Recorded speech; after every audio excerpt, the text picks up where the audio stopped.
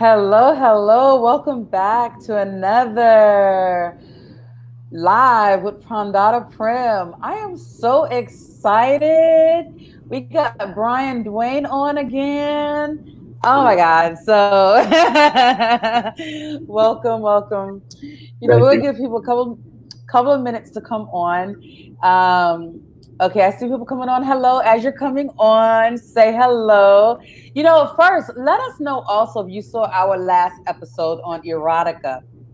So we had so many people coming, watching Erotica and asking Brian about his life, his relationship life, if he was single, polyamory. Oh, I think one lady came on and she was like, "I'm single, poly here," and so I think that's kind of how it got started, right? Yeah. Um, so Brian said that he's polyamorous. I was like, all right, well, let's come back on and talk more about polyamorous relationships. Hey, Alex, welcome, welcome. So, Brian, go ahead and introduce yourself. Tell us who you are, what you do, and then we'll Okay. get started. So, as you said, my name is Brian Dwayne. I'm a visual storyteller based out of Atlanta. For maybe the last 7 years or 8 years, I've been doing mostly photography work. So, under the Brian Dwayne, let's say Instagram account, you'll see a lot of that work, which features mostly Black women in probably some implied nude work there.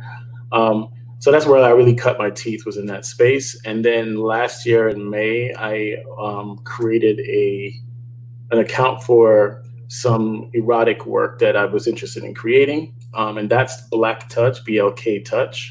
There's a website and like a few scenes there, and photographs and videos and stuff like that. So, um, and I think that's, and originally that's why I came on the show, was to essentially talk about Black erotica.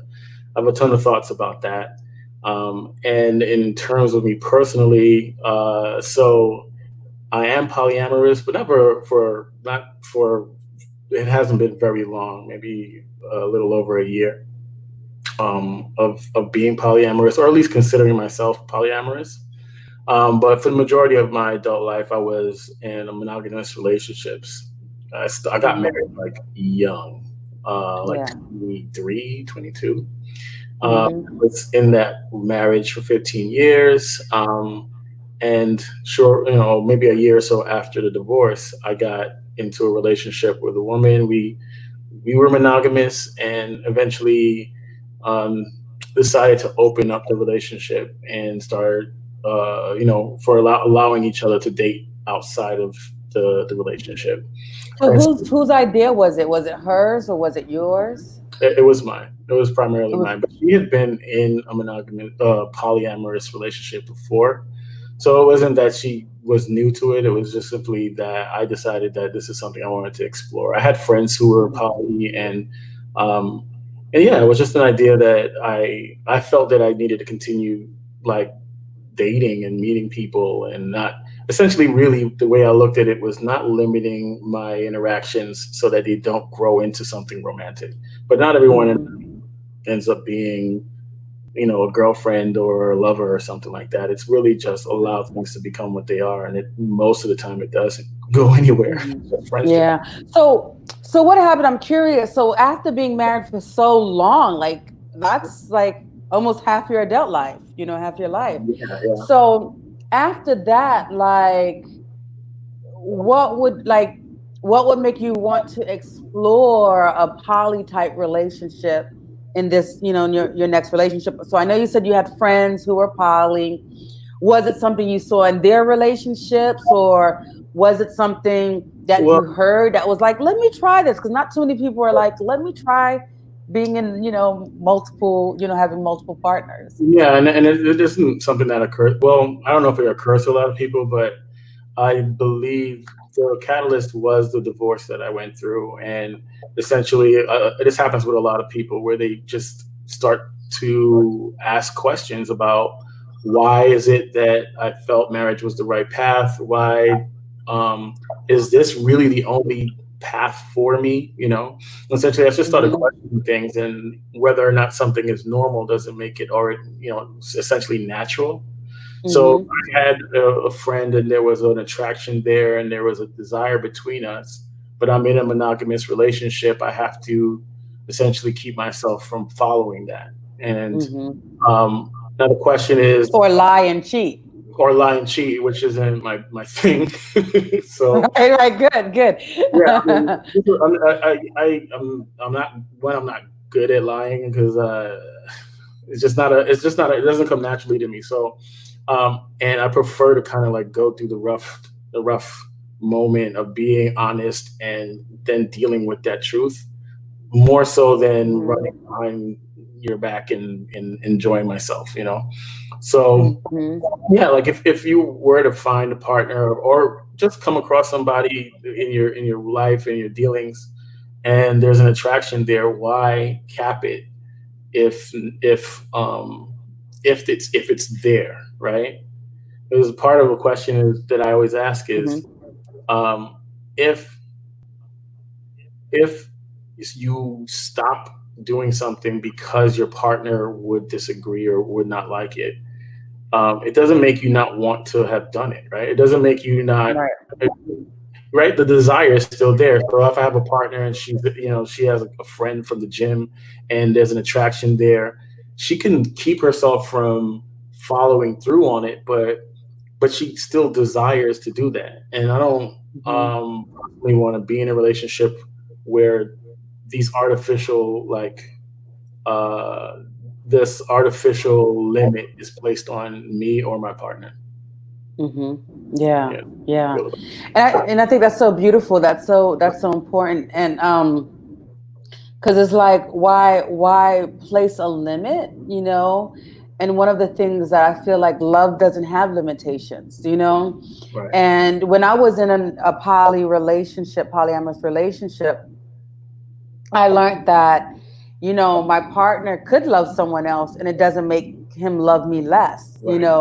or I can love someone else, but it doesn't make me love him any less. Right. And that was a big lesson for me, because I've always had a very like possessive and jealous kind of personality. So it was very interesting delving into this. Right. So speaking of that, like, how do you deal with those types of things of jealousy, of possessiveness? You deal with it by not hiding away from the feeling. So this is how I feel about it. I don't particularly think that it makes sense to act like you're not jealous. You first have to acknowledge that you are jealous, and this is how I go about it. I acknowledge that I do have a feeling of jealousy, and then I would directly talk about it, directly address it, But I also believe that the job, the responsibility of the responsibility of addressing the jealousy is my own. Like, if we're in a relationship, you go on a date, and that night I'm sitting around and I'm like, what are they doing? Or are they kissing? Is she doing this? Is she doing that? And feeling this anxiety around it. It really isn't your job to make it go away. It's my job to deal with my emotions. My emotions aren't your responsibility. And so if I can't handle that, I also prefer that you be you as much as possible. But if I can't handle it, I would decide to step out of, like, exit the scenario, So how do you deal with jealousy? I think that people hear, polyamory, and they think mostly about sex, but I think the truth is that, the actual, like, day-to-day part of it is talking. It's just communicating a lot about stuff that makes you uncomfortable, about stuff that's funny, about, things that you didn't think would happen, or emotions and feelings that you didn't think would come up. It's about addressing those things. And that's the thing. Like, there's, the fancy part is, I get to go on dates and, maybe have an intimate interaction with somebody new, but in the end, that's just like this much time, right? The majority, you're actually building a real relationship with somebody. If you're truly polyamorous, you're building a relationship, and most of that has nothing to do with sex. It has to do with talking and getting to Mm-hmm. know each other, you and your potential partner, as well as you and your current partner, being able to talk clearly and openly about things. Mm-hmm. Yeah. Right, right. And I'm glad you said that because I've had some people, I've talked about polyamory before, and I've Mhm. had some people come on and say, well, isn't it just you just wanting to just have sex with multiple people? And so, you just very clearly stated it's not about that.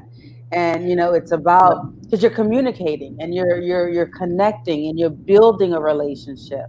Right. Do you feel like it's hard though to have a relationship with like maybe two people or three or four, like true relationships? I don't Yeah, know. but What's the most amount of relationships you've been in? where I was where I established like a actual relationship with, it was probably with two women at the same time, and it also wasn't for a very long period of time. Um, but Mhm, the is it difficult? It depends on the people, right? Like from mhm, me, sure. I have I'm a very like I'm pretty analytical. I like look into my own thoughts and feelings about things a lot. So um, when I'm in the scenario where I'm dating two people or have two relationships, the feeling that I have is usually to try to keep balance and to make sure that I'm not too focused on one partner versus the other. But Mhm, it's a personal thing, right? Some relationships need less attention and need less energy, true. and you don't need to have to be in contact constantly and see each other all the time. Maybe it's more of an occasional thing. And again, the definition of the Mhm, relationship is based on the two people. So, um, right. if the natural flow or the natural state of the relationship doesn't demand daily communication and daily physical interaction, then that's fine. And then you have more space maybe for your other partner. But that's essentially the way I look at it. It's Mhm, not a cookie cutter thing. Yes, it can be difficult to manage more than one relationship, but it also takes some, I think it's about maturity as well, and also having the right partners. mhm, So you don't feel um, overwhelmed with the idea that, mhm. okay, I did A with this person, I think I do A with that person. It isn't really. It shouldn't Right, be. Every relationship in itself is unique. right. So Alexander has a question. He says, "But what is wrong with just wanting it to be mostly sexual or over emotional? How is that a bad thing?" So that's a good question. I don't think anyone was saying that it's a bad thing or there's something wrong. Um, but let me talk about that a little bit before you do, Brian. You might want Sure. to take a stab at that. So for me personally, I don't like to judge anything as bad, right or wrong. It is what it is.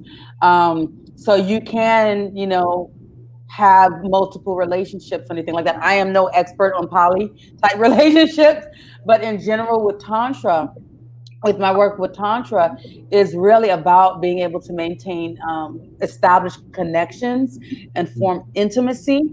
Now, so a lot of times in relationships, I'm working with couples and different things like that to form that.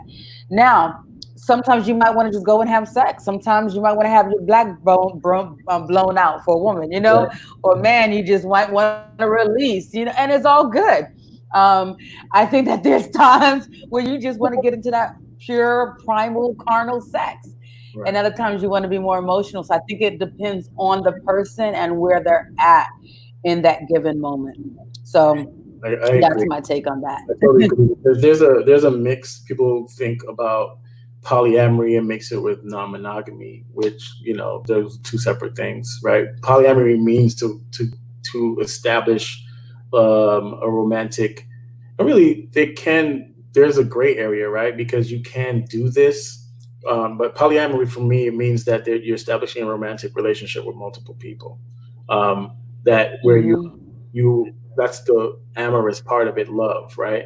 But then there's Hmm. non-monogamy where you can be ethical in that everyone knows that you're not only sleeping with them, that you have other partners, and the other Mm-hmm. partners, the relationship, you still have relationships, even if it's like a jump off or a side chick or something like that. You still have a relationship with that person. It's really more about the choice to define it and be clear about that definition. You know, Right. Right. And I think also so then there's also open relationships. So open relationships is different than polyamory. So with the open relationships, I think in my mind, open is just you're open and you can that's go more out and have sex with different monogamous. Yeah, people. yeah. Yeah. Being So yeah, the monogamous, uh-huh. where you love one person, but you're open to having intercourse or sexual interactions with other people, and Hmm. that's definitely one way to do it. Again, it's really Yeah. about finding the thing that works for you in your relationship. You know, Yeah. nothing static. Exactly. As long as the two of you decide and agree on what works in your relationship, it's all good. It's all good. So there's so many different types. There's so many different types of names. Um, Polyandry, polygamy. Right. So you were talking about in Blktouch. You kind of got a different some different definitions. Can you share what that is? Because it can be just so confusing about all these different types of relationships and what is what. And I think it's interesting because as humans, we want to define things, we want to label them so that we can understand it. But Mhm. again, these labels have to deal with human relationships and human interactions, so it's not always clean cut. But like the names that are given, so if you think about it, there's poly, and then there's polyamorous, so many loves. There's polygamy, right, where there are many spouse. Yeah. Um, then there's polygamy, which is many wives, so a man with many wives, and then there's polyandry, where there's many husbands. So it's really just a way of defining things, right? So Yeah. um, to say someone's in a polyandrous relationship means that she has many husbands, or he has brother husbands. Like basically Mhm. his woman has many husbands. And so Right. just the I'm way down for that. I'm all for that. I have Polyandry. not me. And Frenchie says, don't forget Polifidelis. So what is that? Now, Yeah, I've never heard of Polifidelis. Have I you? haven't heard of that either. Could you give us a Yes. definition, Frenchie? Yeah, Frenchie, let us know. Can you tell us what that is? That's great. Yeah. Polyfidelis. So faithful in your poly relationship? I'm thinking because Yeah, the fidelity, fidelity, faithful. things like that. I've Yeah. never heard of that term before. Yeah, never heard of that term before either. Now I know that like one of the differences also with polygamy is polygamy, one of the partners have several partners and not both of them. Okay, so she's saying polyfidelis is sexual monogamy in poly relationships. Yeah, so that's what I'm thinking, Yeah. kind of like the faithfulness. Yeah. Right. So sexual monogamy. So sexual monogamy in poly relationships. But you can love multiple people without having to have sex with them. Yeah. Have relationships with multiple people, and that's the thing. It's like when you try to define things, it's especially when it comes to feelings, emotions, and stuff like that. It's difficult because there are just so many ways to do it. So, you can have someone that you love dearly, but there's no romantic component to it, or there is a Mhm. romantic component to it, but also maybe not a desire to go and have sex with that person. Right. So, that's the thing, is like, I suspect that somebody was like, hey, there's a space here. Let's give this a name, and that's the thing. Mhm. It happens Yeah.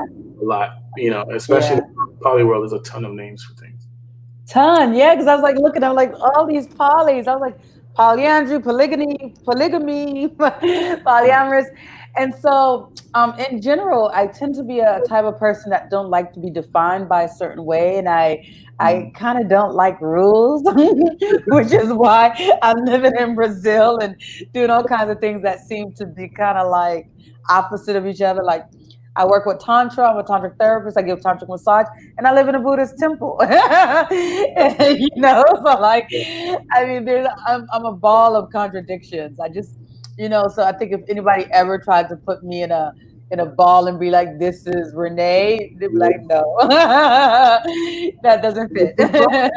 Fail. Yeah, I totally get it. Yeah, so that's the thing is like my personal response, like my personal lessons that I've learned from being polyamorous is like, there's a lot of people come into it from monogamous relationships, and one of the things I learned is that both people have to desire this thing, or it's going to be corrosive. Yeah. The one thing that I was told like early on was that if you do open up your relationship and you start dating other people, it will expose like any weaknesses that are there. That's why they say that you have to shore up that relationship before you open it. Right. There's no way to know for sure that you won't have issues, but it can definitely, it not can, but it will. So you definitely have to do your work. So like, how do you, Brian, as a man, do your work to work on yourself? Because first and foremost, like you're saying there, like first you have to be like, you have to do the work, because then you can't be in a polyamorous relationship, and you have to be able to be able to be with yourself as well. Like, so how did you go about doing your work, healing and working through your shadow, the different stuff, your evil stuff, whatever's up in there. How did I do the work? That's a great Yeah. question. Or did you do the work? Or did you? I I don't mean, know. I mean, I think it's just my nature to kind of question my own motives and my own thoughts and my own beliefs, and that's the thing is like I need to know. I want to be sure, as clear as possible, that why I'm doing something, why I'm pursuing this path, right? And like I wouldn't. That's why I was kind of telling you before. I'm not an expert at all because I'm still in the midst of that process of trying to be clear about what motivates me, or if this really still the right path for me. I know that the the energy and the focus that it takes to establish one relationship, I've been able to do that and maintain a relationship for 15 years, for 3 years. I've been able to do that. Now the question is, can I take that same energy that I give, either multiply it or split it, and still be not successful, but do as my the best job that I can in those scenarios, like with two different partners or more. And so, what work did I do? I'm constantly sort of in a meditative, reflective state about what motivates me and why I'm doing the things that I do, and is it fair to my partner and things like that. And that's beautiful, because I think that, there's a lot of people who don't want to do the work, or don't want to, be in that meditative state to look within, to see, okay, what can I be doing to grow? What can I do to change? What is going on that might be causing pain to my partner, and how could I not? But I think that we're constantly in a state of development. We're constantly growing. So you may be like, for the next 5 years, be like, oh yes, polygamy, that's me. And then 6 years down the road, be like, no, monogamy, like that didn't work, and it's okay. Like, I think we're always going to be in a state of evolving, of, growing. So yeah, and we should got be a question. allowed to do that, but go ahead. Yeah. I was going to say, we got a question. So Lakita says, and then I think Amy answered. But Lakita says, is there a way for a woman to bring up other male partners without causing male insecurities? And then Amy says, a man's insecurities are his own. You cannot cause those in him. But I think there's ways that you can like bring up, like introduce polygamy, a polyamorous relationship. You can introduce wanting another male partner, something like that. There's always a way to say something without hurting someone, or getting them triggered or something like that. I think that it's primarily about knowing your partner, because because after my divorce, I realized I wanted to make sure that my partner is very much so doing what she wants, and not just because of me, and not, So I spent a good amount of energy just checking and making sure. And if they bring up, let's say, a guy that they met, and I can kind of sense there was an attraction there, I bring it up and I ask the question. I said, "Well, what do you think about him? Is he handsome? Would you like to go on a date?" Like I would ask these questions. Now the reason Mm-hmm. I do that is because that's the same energy I'd like. I'm not Yeah. saying for sure that that's what I'm going to get back, but that's who I would like my partner to be for me. If I bring somebody up, I'd like to hear if they are, if I would like to know that they're open to the idea, so that when they do feel strongly enough to come to me about something or about someone, they Mm-hmm. there's a foundation of me saying of me being open about the idea. But Mm-hmm. you're right, like, well, you can't do anything about a guy's insecurities. You Right, know, you can't, you can't. And I that think that, yeah, and I love your answer. Like, you have to know your partner. But I think also kind of going gently, and, like, you're just having a conversation. Oh, my friends have this open relationship or polyamorous relationship. What do you think about that? So if you don't know, if you're not sure, just throwing that out there, like, and see what he says. Will he be like, "Oh, that's crazy. How can they do that?" Would he be jealous? Then So you can throw a little test, little slow things out there and kind of get a feel. But I think at the end of the day, having open, honest conversation, like Brian was saying initially, that's so important, and and discovering together. And if this is something that you want, you're wanting to explore, throwing it out there first, see what your partner says, then going a little bit deeper and saying, hey, I'm wanting to explore this. What are your thoughts? And see, I think the communication is important. is And it's yeah, everything. ultimately, if your partner doesn't want that and you truly do, then you might want to decide, okay, do I sacrifice and be in this monogamous relationship, or do I end it to pursue being in a polyamorous relationship? Yeah. And then we had go ahead. You want to add on? There was just another question, but go ahead. Go ahead. Okay, so Amy asked, what percentage of polyamory relationships actually last long term? So, Actually, a bunch. Well, that's long term, because I know the people who've been in polyamorous relationships for 3 years, for like 10 years. It really is about it runs the gambit, but it's more so the success rate for it is low. Uh, mm-hmm, Maybe lower, I suspect, in monogamous relationships. But if you think about it, there's a lot of people who date and then they fall out after 3 months, and then they go date and another 7 month span. mm-hmm, Is it really that big of a difference? I think it adds a layer of complexity that if the people who are in it do not have experience in mastering their own emotions and their communication, then it's terminal. It's like before you know it, it's gonna be over. I also have mm-hmm. a personal belief that relationships don't have to last forever to be successful, True, and true. that's like, mhm. Yeah, no, she was just saying, Amy said long term marriage is a lifetime commitment. So, to answer that question, what is long term? Marriage is the last life forever. Yeah, And that's the thing, like the ideas that we're the things that we're measuring success against are literally somebody has to die. If you think about it, right, like if right. you know, yeah, my parents were together for 20 years, but my dad cheated, and then they broke up, and the relationship failed, and like so the 20 years didn't count.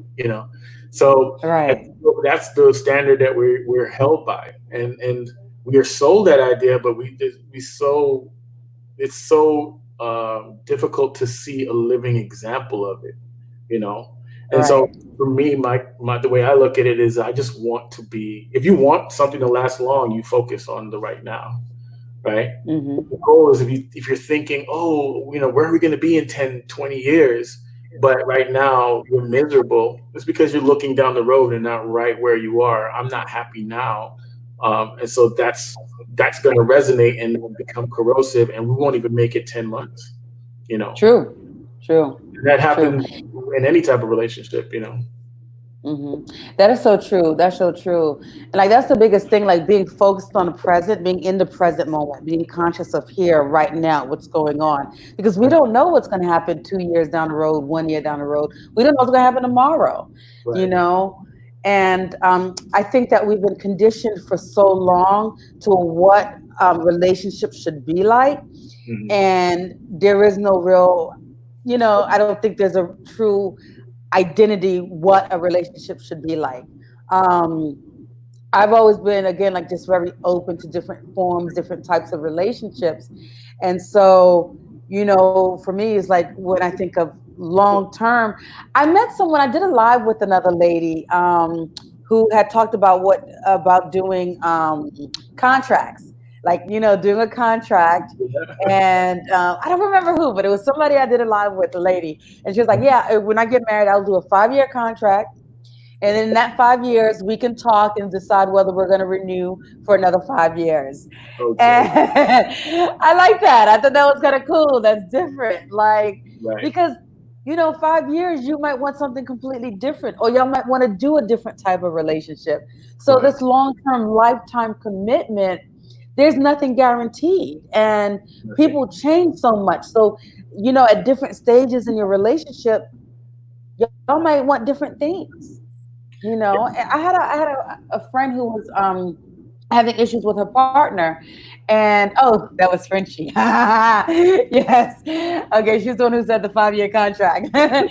So then you know so I had a friend, and they were having issues. The partner, he said to her, he can't be faithful. She had found him, he cheated a few times. And I said to her, well, why don't you explore having an open relationship, a polyamorous relationship? And she was like, no one's ever said that to me. All my girlfriends were like, just leave him, break up. And Yeah. I'm like, well, I mean, he's being honest with you that he can't just be with you. Maybe try exploring something else and see if that works for you. If not, then, you know, If he and if see, you feel like you need to move on, move on. people think that it's sort of like a solution for a man's desire to be with more women. But if in his dealings in his monogamous relationship, he's not honest and he's not faithful, you can be unfaithful in an open relationship. You can be dishonest in an open relationship.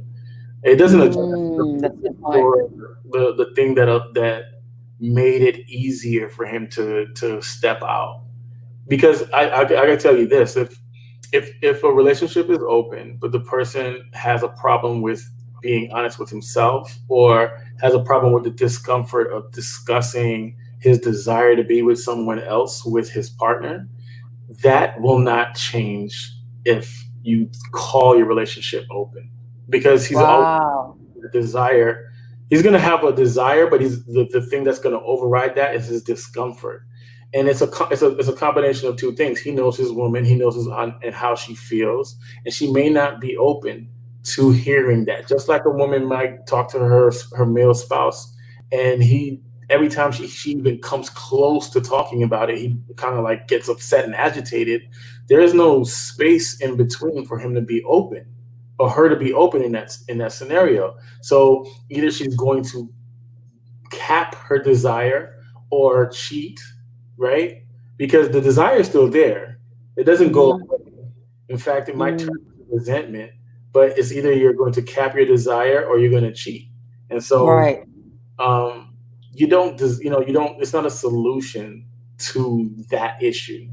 The solution is is getting in a space where your spouse holds space for you to be honest about things that would definitely be uncomfortable to hear. Mm-hmm. I like You know, that. Yeah.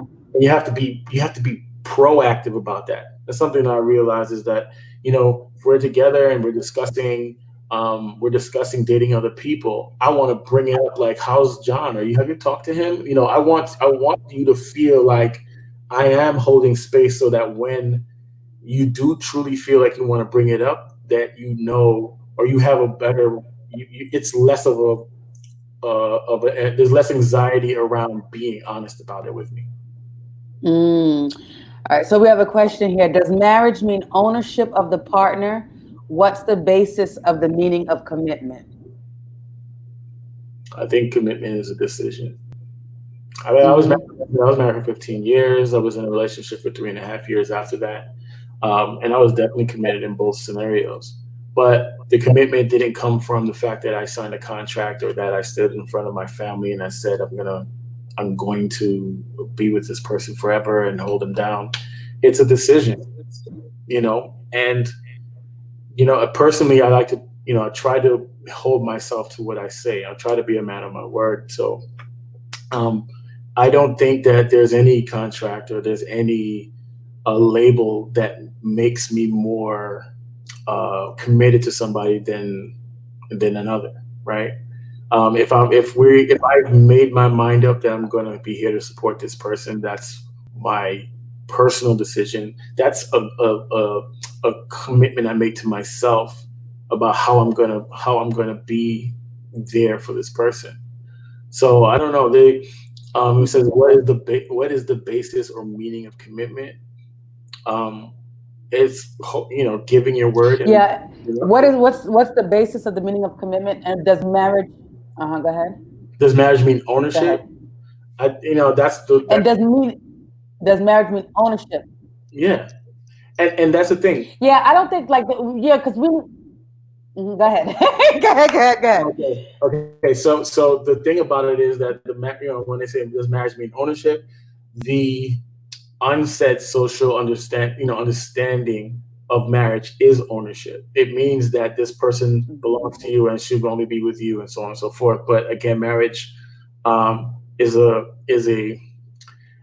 if you go back and look at the history of marriage, it didn't start off as this romantic thing. It actually did start off as a property ownership business enterprise between two people.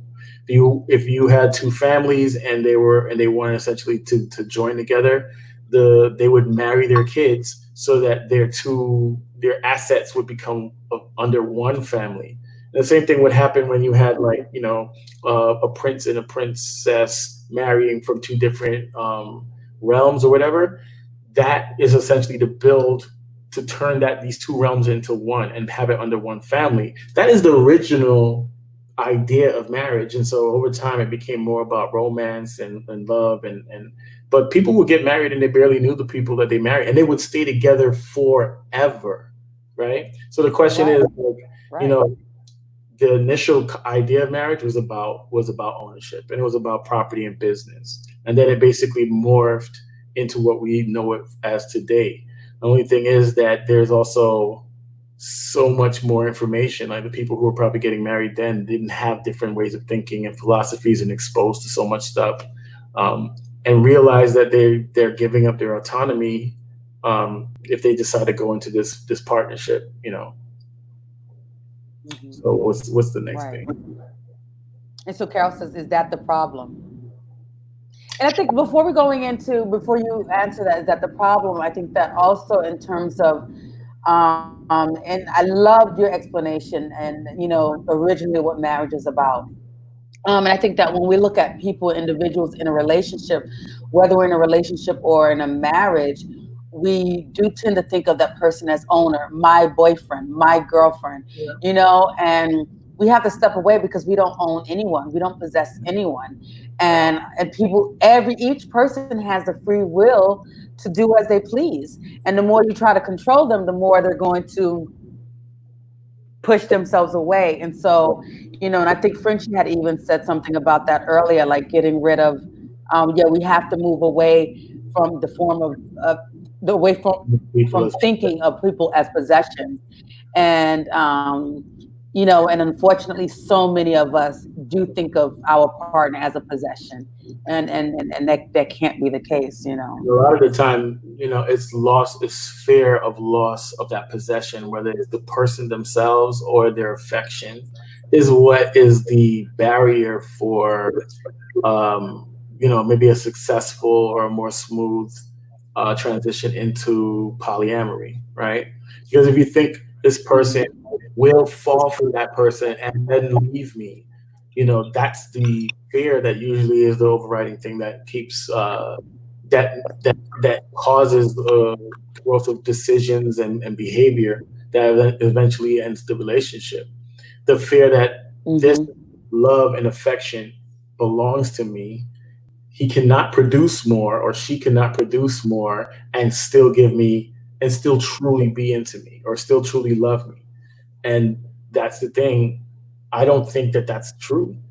But you can't, if at the base of your relationship there's like this underwriting fear, that fear eventually, because you fearing something means that you're focusing on it, and when you focus on something you attract it. So if you're worrying that this person's going to leave you, Mm-hmm. um, not to say that it's your fault, but the focus on that will eventually call the universe is like, oh, that's what you want because you're thinking about it all the time, you're worrying about it all the time. Then the scenario, the universe aligns itself to conspire for it. Yes.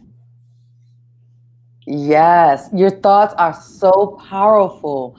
So the more and more you keep thinking about something, the more the universe brings that to you. Yeah, You it can't know, law. say that again, please. I was saying You went down. I couldn't hear you. it cannot help but do that, right? It's like a law, like Mm-hmm. gravity is, or of constant motion, stuff like that. It's a law. So when we do focus on something, we get more of it in our lives, whether we acknowledge it or not. And then when we sit around and we fear something, it is still thinking and focusing on it. Um, and Mm-hmm. really, I think the best thing to do is to talk about it, to keep addressing it, because we have a lot of socially, we have a lot of things that we learned how the way things are supposed to be. This person's supposed to be just with me and love me, and there is no way that he can do any more than that, or she can do any more than that, right? With more than one, more than one person, you have a fear that what you were taught, you have to kind of unlearn it, actively unlearn it. Recognize that this Mm-hmm. is a false belief given to you based off of, you know, you know, based off of God knows where it all came from. But truth be told, we get to choose who we are and how we live this life. And if we choose Mm-hmm. to believe in something, we have to actively work towards that. We have to put energy and effort into focusing into this new life, this new paradigm that we want to live in. Because we'll Yes. actually fall back to what we know. The world is set up Yeah. for us the things to support the old way of thinking. Mm-hmm. Mm-hmm. Yeah. And that's why I'm doing these lives. Like, every Wednesday I'm doing these lives and I'm bringing different people to come on to talk about relationships, to talk about sexuality, because we just don't talk about that. And we have to deconstruct what we've learned, because we've learned a lot of wrong things and we haven't learned a lot of things. And Right. so we're walking around with an idea of what we think is right, what we think we should be doing, but it's not until we start having these open conversations that we can start to think for ourselves and start thinking, okay, what's true for me, what works for me, and start seeing things in other ways. And that's why this is so, so, so important to have. I agree. I totally agree. There's a lot that we take for granted too, and we think that this is the way it should be only because there's no one's ever shown us anything different. Um, and in following the path of our parents and the lessons that they've learned, we never get to ask ourselves what's the truth, right? Because Mm-hmm. we just accept what was given to us. I guess it's natural. That's human nature to be like, okay, I was taught to walk this way, and so anything outside of the way I was taught has to be wrong. But human history is long, and there's a lot of shifts in the way in what was right and what was wrong at any given time.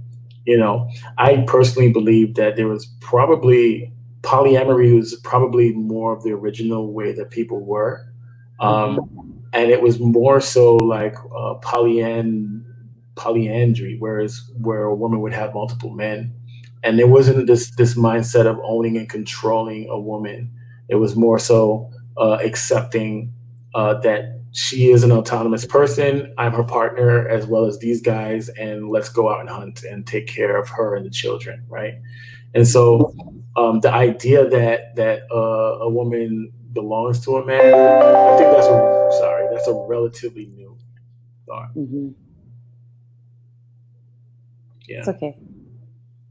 Yeah, so the idea that a woman belongs to a man is relatively new. this is my So belief. yeah, yeah, Yeah, yeah. it's relatively new. I mean, um, if you think about, I don't want to sound like I got all the answers or what have you. But if you think about the nature of relationships, the idea that a man takes ownership of a woman, um, it probably is there more to support the idea, or like the concept of a family and owning property and having children. So comes of age, he has a farm that was left to him by his father. Now he has to have children.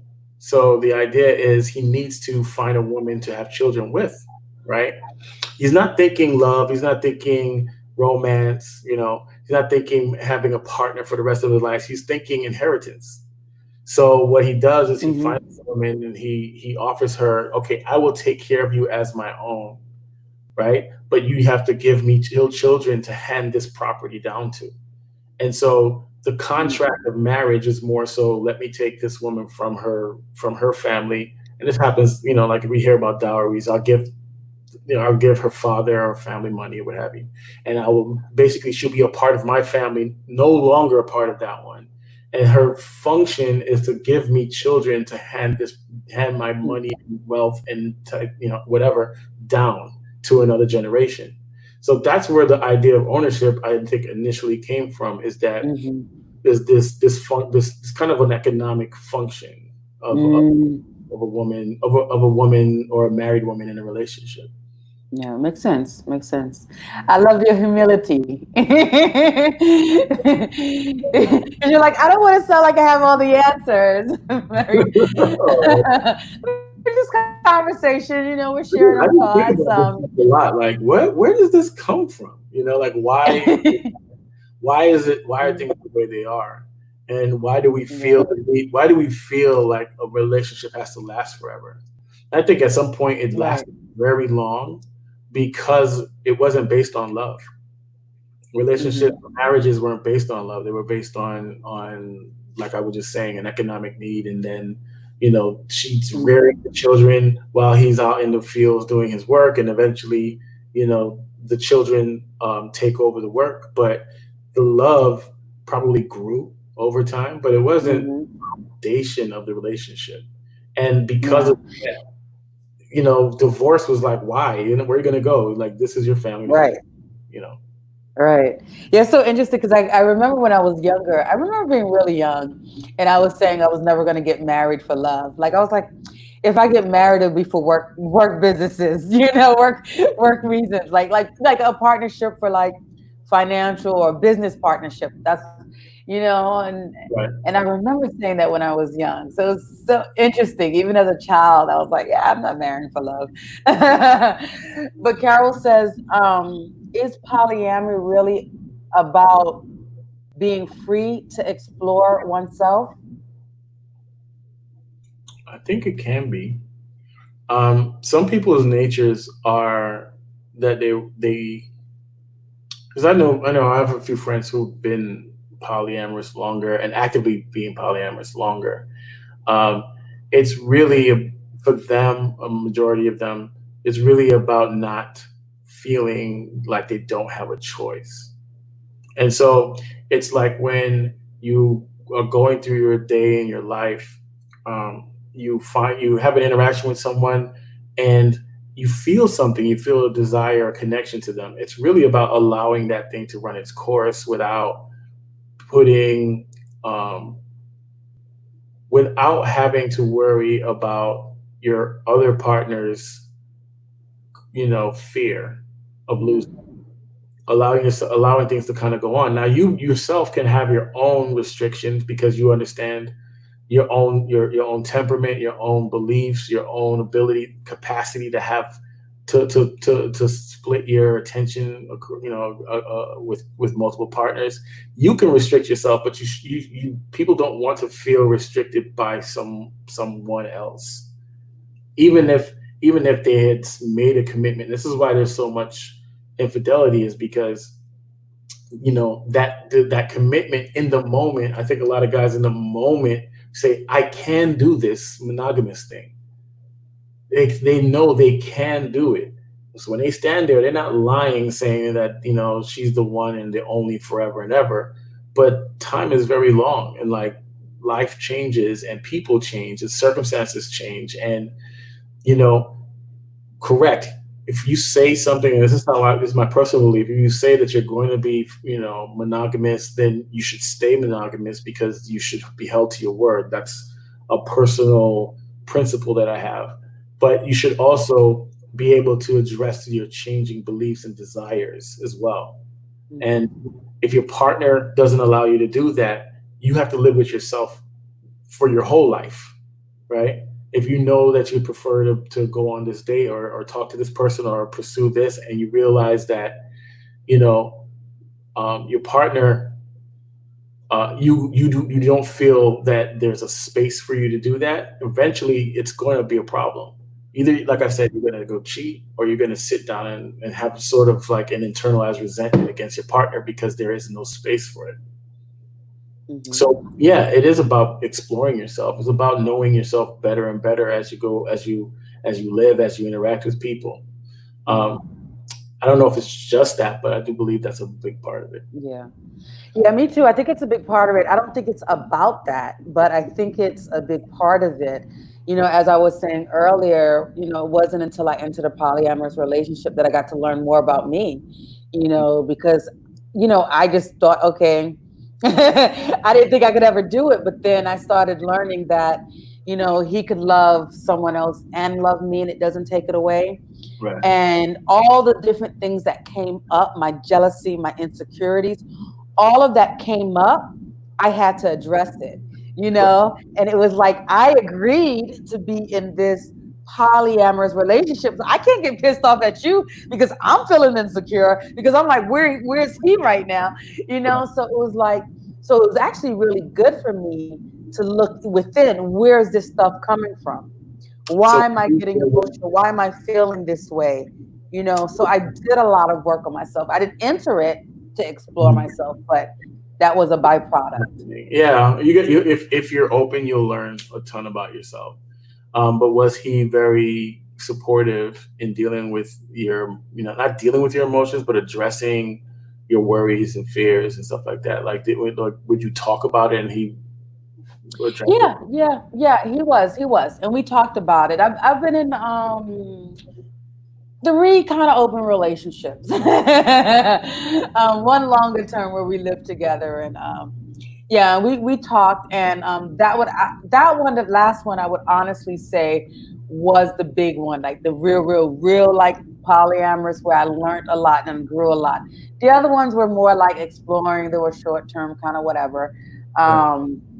And so, I wouldn't say I grew so much from that, but but my very first one, like even we were neighbors next door, and we talked. We were very open, and I had a key to his place, and it was kind of cool because when I went over there. Then he had another girl over there, and I was like, "Hey!" And then I connected to her. We talked, and it was nice. And I would have never thought I could have done that. Then her and I actually became friends, and the 3 of us would hang out or whatever. We've never did like a menage a trois or anything like that, but we would all, we would hang out, and it was cool. And then because I lived next door, I'd go back home, and I know she was still there. Other times I'd be there and sleep over, whatever. Right. So, but I got to realize, like, I really got to see about this whole thing of possessiveness, of jealousy, and like letting that go. So it's work, and you find out more things about you, and more things that you can handle, you can deal with, and what you're okay with and what you're not.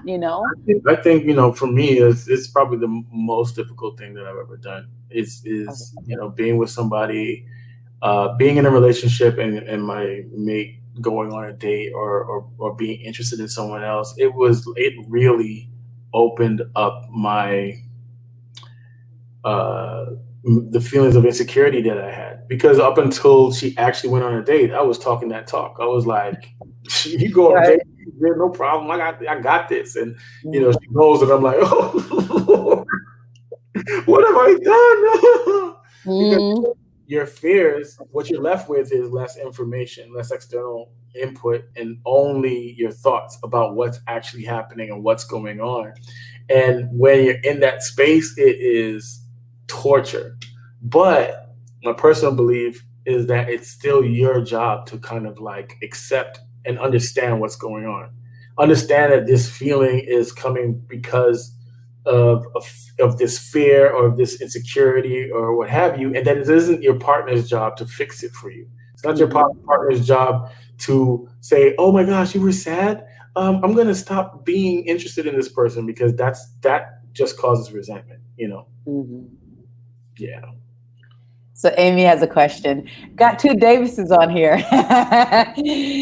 And I know y'all not related, just because I know both of y'all. But anyway, Amy says, from your experience, do more men or do more women prefer open relationships? Uh, I, that's a good question. I think it might That be. is a good question. I think it might be even, and maybe it's not. It probably is that men prefer open relationships and women still desire to have multiple. They desire to have multiple partners, but if they could, they would stay monogamous. Like, I think Mm. it's more men than women. Yeah, Tasha says probably men. Yeah, And yeah. then Jen says probably women. Yeah, because like my thoughts about it are this is like the reason like women have kind of been socialized to think that there's a one guy out there for you. The same thing isn't happening for men. So it's not even. So from the time you're young, the idea of this prince charming and what have you is out there waiting for you. Your forever love is out there waiting for you. I think that socialization kind of makes them focus in on one guy, and Yeah. the women who kind of break away from that are the minority, versus guys aren't really socialized to think that you need to go find your queen and focus on her only. And so because of that difference in socialization, I think that it's probably more men are like, "Oh, why should I stay with one woman if I don't have to?" Yeah. Jen says women do it better. So I think that instinctively, Tasha says we do everything better. We sure do. Women are powerful. We're great. We're smart. No, but all jokes aside, um, I think that, in my opinion, I think that men and women naturally, I think we have similar desires, in my opinion. Um, but I think, like you were saying, women were socialized differently. Men were socialized to be okay, like, you the man, you can have 10 women, you the man. Women were more socialized to be like, oh, you a hoe, you a slut, So I think that has kind of dimmed it, or made us not want to be open about it and talk about it so Yeah, like much. flexing something that's probably there naturally. hmm I Jen do. says women can handle multiples better, in my opinion. I think that that's true. Well, it depends on what you consider better, Yeah. because I think men have the capacity to compartmentalize easier. I think that hmm when women make connections and they do, they that things kind of like bleed in between, but they have a larger capacity to love maybe than men do. And so because men can compartmentalize, they can spend a weekend with this woman, enjoy it, love, be focused in on that moment, and then turn around and then spend a week with this woman. And I don't know, have a horrible time. Let's say have a horrible time on the weekend with partner A, and then turn around and be with partner B, and kind of like, that was that. I'm focused here with you in the now. Um, can women do it? Yeah, I think so. I'm not a woman. I don't know, but I think that it's easier for a guy because of the way they think that they can compartmentalize a little better. Yeah, yeah. But Well, mhm. but being a good partner to two men versus a guy being a good partner to two women, a woman probably is better at doing something like that. Mhm. Yeah. Mm. So, what would you say? What would you say to the women? Because we got a lot of women watching. We got a Phil who said he's gonna catch the replay, who just came on, and we had Alex earlier, but we have a lot of women. What would you say to the women if their man was to come up to them and be like, "Oh, I want to explore polyamorous relationship"? Like, I don't know. Like, what would you say to I them? Like, can what tell you, advice? I got a very strong belief on this one. Don't do that unless you desire it. Cut him out of the picture. Cut the fear of losing him. Cut the fear of what if I say no, and it goes the wrong way. What if I say yes? Think about it for yourself, right?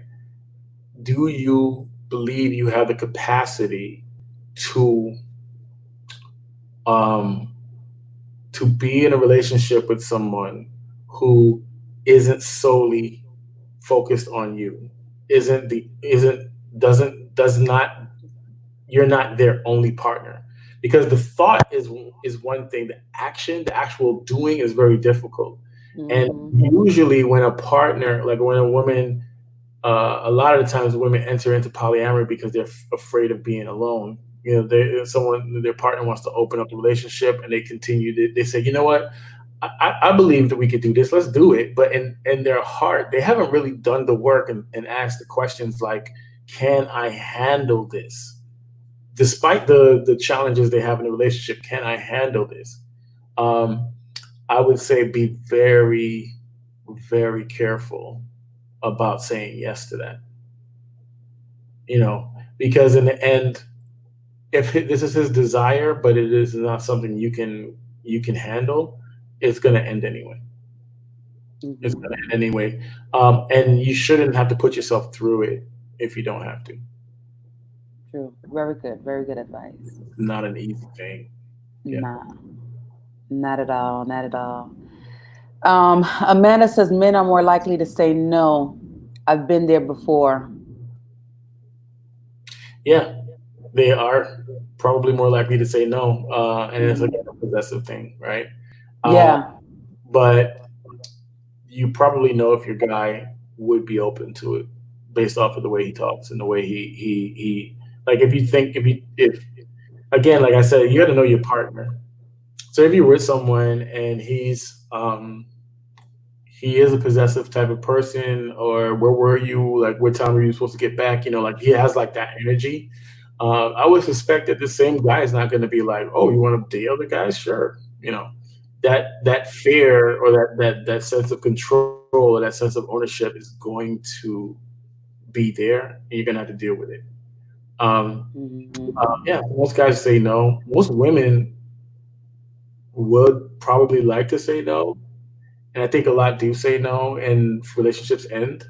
But then there are women that feel no but still say yes, and Mm-hmm. um, I think that it's on both parties to acknowledge what's really happening. So, as a guy, if I'm with someone and we're supposed to, and I bring it up, but I do not feel she's wholeheartedly down with it, and then in time, as I'm dating and I'm talking to people, every time I bring someone up, or I do something, or I go on a date, or what have you, there's an energy, there's an attitude. I have to make a decision, because it's not my goal to drag someone into polyamory. You know, Mm-hmm. in the end, it is really um, a personal decision of an individual to choose to love more than one person. It's not my job to make you think the way I do, or feel the way I do, or accept the way I am. You have to do the accepting. And if you're having a Yeah. problem doing it, if it's a challenge for you, you know, life is long, and we had a great time, but it's over, probably. Mm-hmm. If we both Yeah. want to be happy, yeah. Yeah. Awesome. This was great. That was great. That was great advice for the women. Any advice for the men? If their woman comes and says, "Do you want to be in a polyamorous relationship?" I guess it would be the same, or would it be different? What would you They say do for the men? same, but only because the socialization is probably going to be a different Yeah, uh, true. thought about it. If your woman comes to you and says she wants to date somebody else or be with someone else, have you ever seen that? There's a YouTube video series called Compersion. No. Oh, I have not, but I would like to. I've heard of compersion. Yeah. Check it out, because in that the wife comes to the husband and says he wants to date other men, and he reluctantly is like, you know what, you can go ahead and do it after causing a row, and of course it causes issues and troubles, there's drama because it is a web series. It's supposed to have drama, but Right. as a guy, there's all these insecurities. Like, why would she want somebody else? I thought I was doing a good job. Or blah blah blah blah blah. Like all of these things, like, Right. like it rises up. Um, and I would only tell a guy to think about your own desire to be with someone else. Like you may have the same types of desires. Why is it that you think that your spouse wouldn't want to explore in the same way? And just be compassionate, because everyone should be allowed to change. When I said Hmm. that you're my girl or we're getting married or what have you, that does not mean that you should not change ever. Right. Right. That's good. That's good.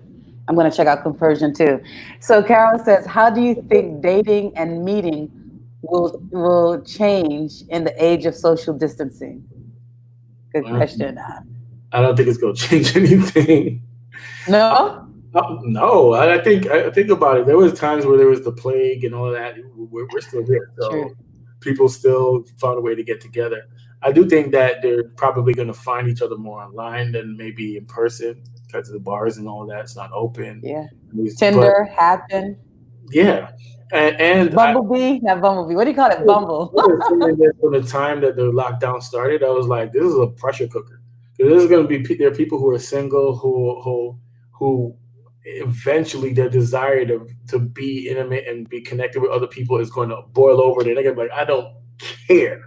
I don't care. I'm in these streets Right. now. I'm trying to get something in, and you know, Uh-huh. for There's gonna be my a lot of babies being born in the next 9, 10 yeah, months. it's not happening. It's out there happening. So I don't know. I don't think that the social distancing is going to impact it. I mean, of course, it alters it, but the human desire to have relationships and connection, that overrides almost anything. Take That's true. somebody, put them in a room, and without any connection and interaction with other people, they go insane. You know, That's true. And because our sexual energy is the most powerful energy there is. So it's right. just like it's powerful. And I know here in Brazil, I have a lot of clients I work with here. They've been sneaking out, going out on a quarantine, meeting somebody from Tinder, and going to have sex. Gucci. You know, you I mean, know, I don't think that anybody. I mean, I do believe that there are people who are being prudent and being careful and what have you, and not doing yeah, it. But I think it's just a matter of time. That, yeah, for those people, if they are a sexually active person and they want connection and they want affection and intimacy, that they're eventually going to get it. yeah, Yeah. yeah, yeah. And I think just being socially responsible. So, wearing a mask. And I think that, just like with any other disease, getting tested. Right. I tell a lot of my ladies that I work with, my young ladies, if you're gonna get with some, because after a certain amount of time in a relationship, you're gonna want to use not have, use protection. Just people just stop. So it's like before you do that, get tested, get all the STD testings done. So this is going to be one of those things. You're gonna meet up, do that quick test. You both are fine. Okay, then enjoy.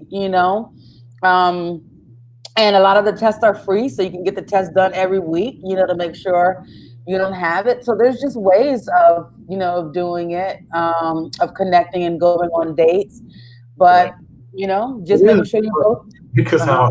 how easy it is to get it. But yeah, it is a challenge because it's not like with sex, you know that you definitely had an interaction where you possibly could have an STD, but like going to a supermarket and picking up a box of Wheaties, you could get. so, right. So Carol says, and it's funny. So I had another lady who was on that we talked about the polyamorous relationship. She was married with her kids. This was during the quarantine. She was married with her kids, in the house. Her lover was a female lover, came over during the quarantine. So she stayed with her husband and kids, but her lover would come over. And sometimes she would go with it. And I'm like, quarantine. But I mean, her lover was staying in quarantine at her house and would just drive over to this It's other one's house. So I was like, just like hey, this is about trusting your partner. Are you right, doing what you're doing? Are you out there? Are you in crowds? Are you as paranoid as we are? Because that's really what it comes down to. right, right. Yeah. So Carol said, and I said that because Carol said, so you're in a polyamorous relationship. So do you live with one of your partners? You have two partners right now. Do you live No, by yourself I or with them? don't have two partners. I have one, and Oh, I you have don't. one right now. Oh, you did. Oh, okay. I'm sorry. I thought you had two. So you're in a polyamorous relationship and you're told you have to stay home and actually are restricted from going out. Who will you be with? Well, you have one, so Yeah, that is difficult. A difficult thought. I don't know. I don't know what I would do. Yeesh. so I think you answered before, like they have different needs. So it depends, one of them might have more needs than the other. Yeah, but Um, sometimes the relationship that someone desires is more of just a like being able to talk with each other and spend time over the phone, and you can have non-physical intimacy with someone where they're sharing their day with you and their thoughts and their fears and Wait, hold on, you hold on, know. hold on. I want to cut you off. I want to cut you off. So, would you, when you finish, would you decide based on how good the sex was, how good the communication was, how good the intimacy was? Uh, Wow. is there something that's more important to you? Because you got to decide. You got to decide on one. Is it going to be the sex? Is it going to be the conversation? Is it going to be the food? See, I love good food. So for me, it might be the food. Um, Uh, I don't know. So I'm not driven by sex per se. It isn't. okay. It isn't the. I don't. I'm not. It isn't the thing that drives me. So really, it's about that person's um, their ability to stimulate me mentally, because I think Mm-hmm. I'm more of a sapiosexual. Um, that being said, eventually sex is going to be more and more important. Like over time, it's like, oh, I gotta have this. Um, but I could be with somebody who I just have a strong emotional connection with. Probably would choose to be with that person more so than, let's say, the sex, Mm-hmm. overly sexed person that's like, let's Okay. again and again and again and again. I'm like, relax. I need to have things that Right. need Right. done. And You know, over the food too. yeah, yeah. Even over the food, it'd be probably more of that. Yeah, you can order out. So I think that answered Carol's question. I guess I don't know. Did it answer? Because she said if you can't go out. If I couldn't go out, who I choose to be with, it'd probably be based off of that type of connection. That Yeah, strong connection I have there is probably who I would choose to be with. nice, nice. Um, And Jen says, as long as you know what they're doing, you can be with both, even during quarantine. yeah, I think so. I mean, again, Yeah. it's everyone's got to decide for themselves how much this is going to, like impact or stop the way that they behave. You know, uh, Yeah. and so it's a trust thing. Like if you choose to trust this person, hmm they And can betray it, but you can, it's still yours to give. yeah. And I think you also have to think about, because you have to go outside of just thinking about yourself Mhm. and like who do you live with. So if you live with elderly parents, then that's one thing. If you're living with elderly parents, it's like, no, who's in the house? I'm quarantining and no one else is coming in. Because if you get it, that's one thing. You might be okay. But Right. if you live with your mom or dad who's 80 years old, 70 years old, and they get it, That's the problem. You still there?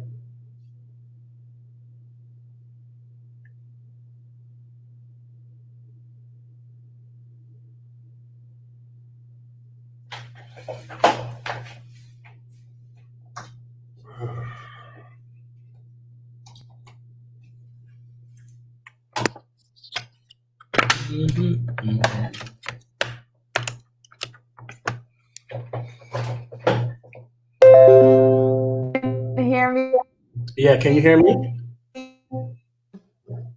Or Brian. But I'm here if you can hear me.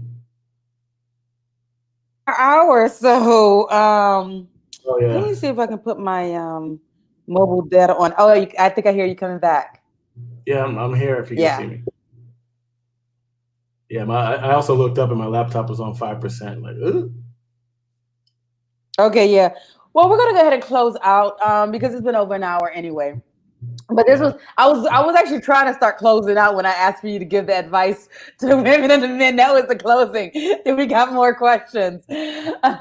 So go ahead and let people know how they can get a hold of you if they'd like to stay connected with you on Instagram or Facebook, or if you have a Yeah. YouTube website, all of that. So Or if they want to come take pictures with you, have you take pictures of them. you I need know to when come. I come back to the States, I want you to take some pictures of me. That's Thank That'll be awesome. So yeah, you.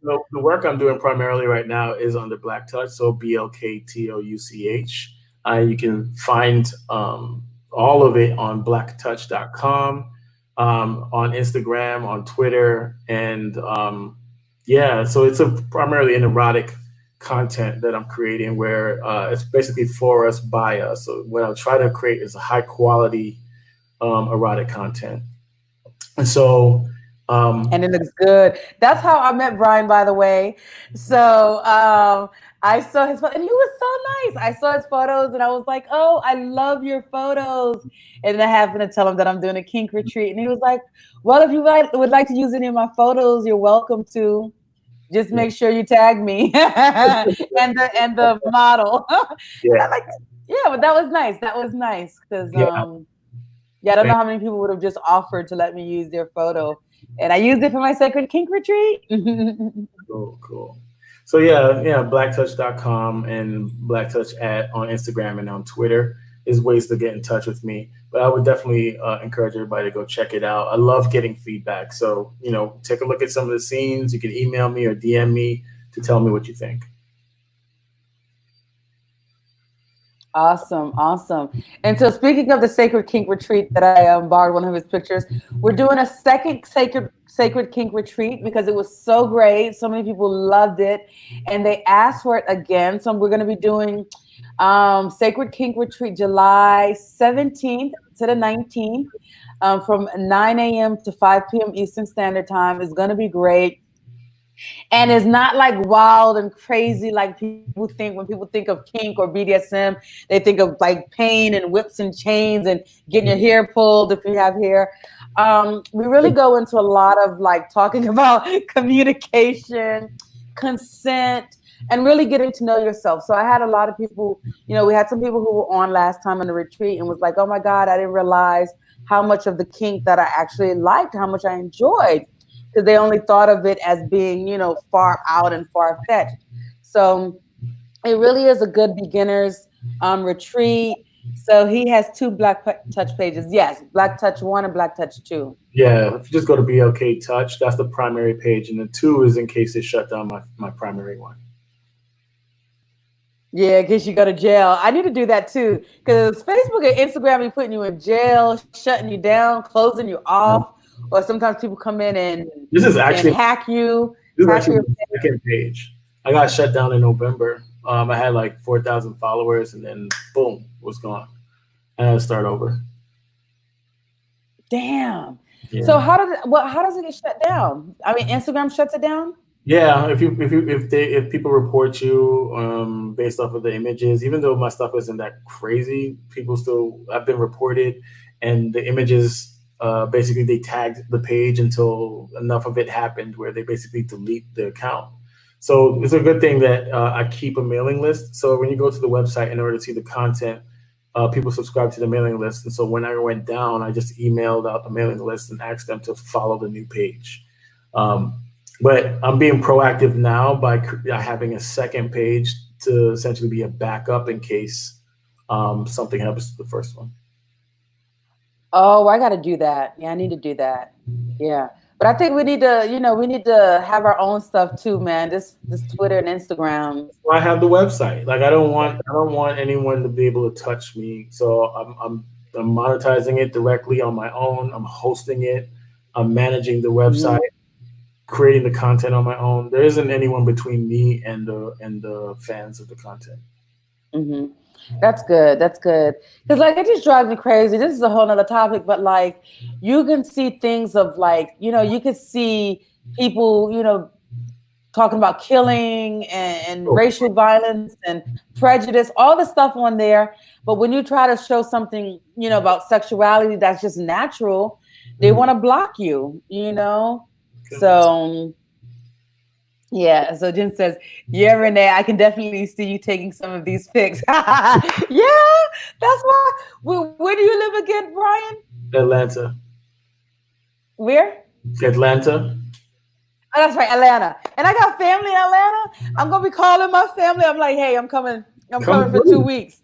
Yes. And they'll be like, Brian, I'm ready for my photo shoot. Let's go. And I don't mind being nude either and taking sexy, hot shots. That's what I want. Like, yeah.